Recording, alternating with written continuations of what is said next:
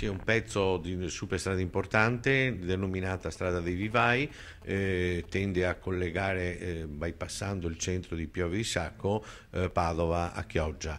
Un'opera importante che si aspettava da 30 anni, sono circa 6 chilometri, finalmente si fa con un po' di ritardo, l'ha fatta l'ANAS, però alla fine ci siamo riusciti anche su questa.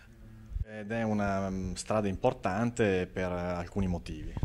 E il primo motivo è quello che c'è un collegamento diretto bypassando appunto il centro di Piove di Sacco tra Padova e Chioggia, quindi una via diretta per il mare. Il secondo è che in questa maniera si disintasa anche il centro di Piove di Sacco da tutto quel traffico industriale, commerciale che ha caratterizzato questa asta stradale e che serve tutta quella vastissima area del Piovese molto sviluppata sotto un profilo industriale.